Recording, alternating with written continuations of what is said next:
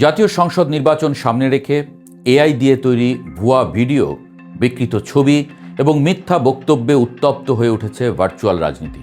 জাতীয় সংসদ নির্বাচন সামনে, আর ঠিক সেই সময়েই বাংলাদেশ ঢুকে পড়েছে এক নতুন যুদ্ধে। একটা ভিডিও, একটা চেনা মুখ, চেনা কণ্ঠ, কিন্তু কথাগুলো ভয়ঙ্কর। কিন্তু সমস্যাটা এখানেই, ভিডিওটা সত্য নয়। এটা বন্দুকের যুদ্ধ না, এটা বোমার যুদ্ধও না, এটা ডিজিটাল যুদ্ধ, যেখানে অস্ত্র হলো এআই দিয়ে বানানো মিথ্যা তথ্য।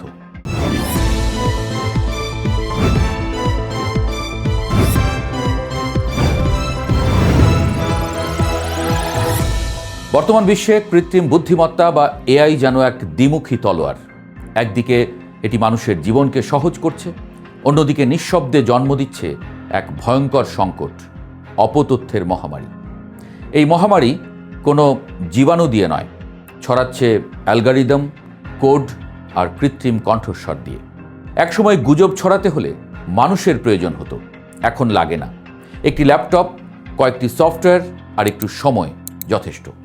মুহূর্তের মধ্যে তৈরি হয়ে যাচ্ছে এমন সব ছবি, ভিডিও আর বক্তব্য যেগুলো সত্যের মতোই বিশ্বাসযোগ্য দেখায় বা শোনায়। আর এখানেই বিপদ। ডিপফেক এখন আর ভবিষ্যতের প্রযুক্তি নয়, এটি বর্তমানের বাস্তবতা। চোখের সামনে পরিচিত কোনো মুখ কথা বলছে, পরিচিত কণ্ঠে বার্তা দিচ্ছে, অথচ বাস্তবে সেই মানুষটি কখনোই তা বলেননি। ভিডিওটি বানানো হয়েছে কৃত্রিম বুদ্ধিমত্তা দিয়ে, নিখুঁতভাবে, এতটাই নিখুঁত যে সাধারণ মানুষের পক্ষে সত্য আর মিথ্যার পার্থক্য করা প্রায় অসম্ভব। বিশ্বজুড়ে এই প্রযুক্তি সবচেয়ে বেশি ব্যবহার হচ্ছে রাজনীতিতে। ভুয়া ভিডিও বানিয়ে নেতাদের বক্তব্য বিকৃত করা হচ্ছে, বক্তব্যের অর্থ পাল্টে দেওয়া হচ্ছে, কখনো উস্কানিমূলক কথা ঢুকিয়ে দেওয়া হচ্ছে, কখনো শান্তির বার্তাকে রূপ দেওয়া হচ্ছে সহিংস হুমকিতে। ফলে জনমনে তৈরি হচ্ছে বিভ্রান্তি, ক্ষোভ আর অবিশ্বাস। এই ডিপফেকই একমাত্র সমস্যা নয়, আরও বড় বিপদ তৈরি করছে অটোমেটেড প্রোপাগান্ডা। আগে হাজার মানুষ লাগতো ভুল তথ্য ছড়াতে, এখন একটি এআই বটই যথেষ্ট। হাজার হাজার ভুয়া অ্যাকাউন্ট থেকে একই মিথ্যা কথা ছড়ানো হচ্ছে একসঙ্গে। ফেসবুক, এক্স বা ইউটিউবের মতো প্ল্যাটফর্মে মুহূর্তের মধ্যে সেই মিথ্যাই হয়ে উঠছে একটা ট্রেন্ড। এই বটগুলো শুধু পোস্ট দেয় না, তারা কমেন্ট করে, বিতর্ক তৈরি করে, মানুষের আবেগ বোঝে, কার কাছে কি বললে প্রভাব ফেলবে সেটাও হিসাব করে বলে। কারো কাছে ধর্মীয় ভাষায়, কারো কাছে জাতীয়তাবাদের ভাষায়, আবার কারো কাছে ভয় দেখিয়ে বার্তা পৌঁছে দেয়। সব অপতথ্য কিন্তু ইচ্ছাকৃত নয়। এআই হ্যালুসিনেশনও বড় সমস্যা। মডেলগুলো অনেক সময় তথ্য না জানলেও আত্মবিশ্বাসের সঙ্গে ভুল তথ্য দেয়। ব্যবহারকারীরা সেই তথ্য যাচাই না করেই বিশ্বাস করে ফেলেন। সেই ভুল তথ্য আবার ছড়িয়ে পড়ে, ধীরে ধীরে সেটিও অপতথ্যের অংশ হয়ে যায়। এই পুরো পরিস্থিতিকে মহামারীর সঙ্গে তুলনা করা হচ্ছে, কারণ এর গতি ভয়ঙ্কর।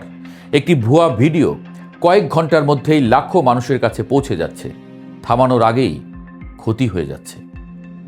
বিশ্বাসযোগ্যতাই এখানে সবচেয়ে বড় অস্ত্র।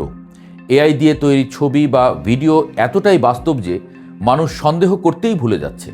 ফলে গণতন্ত্র সবচেয়ে বড় ঝুঁকির মুখে পড়েছে, বিশেষ করে নির্বাচনকালীন সময়ে। ত্রয়োদশ জাতীয় সংসদ নির্বাচনকে কেন্দ্র করে এই ঝুঁকি এখন বাস্তব। ভার্চুয়াল জগৎ হয়ে উঠছে বাস্তব রাজনীতির চেয়েও বেশি উত্তপ্ত। এআই দিয়ে তৈরি ভুয়া ভিডিও, বিকৃত ছবি আর মিথ্যা বক্তব্যে সামাজিক যোগাযোগ মাধ্যমগুলো ছেয়ে গেছে। এসব কন্টেন্ট শুধু বিভ্রান্তি ছড়াচ্ছে না, বিষিয়ে তুলছে পুরো নির্বাচনী পরিবেশ। ইউএনডিপির মনিটর প্লাস প্ল্যাটফর্মের তথ্য বলছে, তফসিল ঘোষণার পর শনাক্ত হয়েছে ৮৬,০০০-এর বেশি এআই নির্মিত কন্টেন্ট। এই সংখ্যা নিজেই প্রমাণ করে অপপ্রচারের ভয়াবহতা কতটা গভীরে পৌঁছে গেছে। এসব কন্টেন্টের বড় একটি অংশ হিংসাত্মক ও বিদ্বেষমূলক। সবচেয়ে উদ্বেগের বিষয় হলো, এসব ছড়াচ্ছে সবচেয়ে জনপ্রিয় প্ল্যাটফর্মগুলোতেই, যেখানে সাধারণ মানুষ খবর পায়, মত গঠন করে, সিদ্ধান্ত নেয়। খোদ প্রধান নির্বাচন কমিশনারের নামে ভুয়া অ্যাকাউন্ট খোলা হয়েছে, সেটি বন্ধ করতেও সময় লাগে।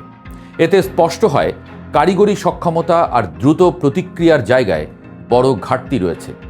নিয়ম অনুযায়ী এআই ব্যবহার করে গুজব ছড়ানো দণ্ডনীয় অপরাধ হলেও বাস্তবে শাস্তির নজির খুবই কম। শুধু তদন্ত চলছে বা চিঠি দেওয়া হয়েছে, এই ভাষা এখন আর যথেষ্ট নয়। অপরাধীরা জানে ধরা পড়ার ঝুঁকি কম, ফলে তারা আরও বেপরোয়া হচ্ছে। এই অবস্থায় নির্বাচন কমিশনের ভূমিকা আরও দৃশ্যমান হওয়া জরুরি। বিটিআরসি, এনটিএমসি এবং আইনশৃঙ্খলা বাহিনীর সাইবার ইউনিটকে এক ছাতার নিচে এনে দ্রুত প্রতিক্রিয়া দল গঠন সময়ের দাবি। 24 ঘন্টা নজরদারি ছাড়া এই ডিজিটাল সন্ত্রাস থামানো যাবে না। একই সঙ্গে আন্তর্জাতিক প্ল্যাটফর্মগুলোকেও দায় নিতে বাধ্য করতে হবে। অ্যালগরিদম যেন বিভ্রান্তিকর এআই কন্টেন্টকে বাড়তি প্রচার না দেয়, সেই চাপ তৈরি করতে হবে। কারণ নির্বাচন শুধু ভোট কেন্দ্রের বিষয় নয়, এটি আস্থার প্রশ্ন। সেই আস্থার ভেতরে যদি এআই দিয়ে তৈরি মিথ্যা ঢুকে পড়ে, তাহলে গণতন্ত্রই সবচেয়ে বেশি ক্ষতিগ্রস্ত হবে। প্রযুক্তি আমাদের অনেক কিছু দিয়েছে, কিন্তু নিয়ন্ত্রণ না করলে এই প্রযুক্তি হয়ে উঠবে সবচেয়ে বড় হুমকি। এখনই সিদ্ধান্ত নেওয়ার সময়, নইলে ভোটের দিন ব্যালট বাক্সে যা পড়বে তার আগেই অনলাইনে রায় দিয়ে দেবে কৃত্রিম বুদ্ধিমত্তা।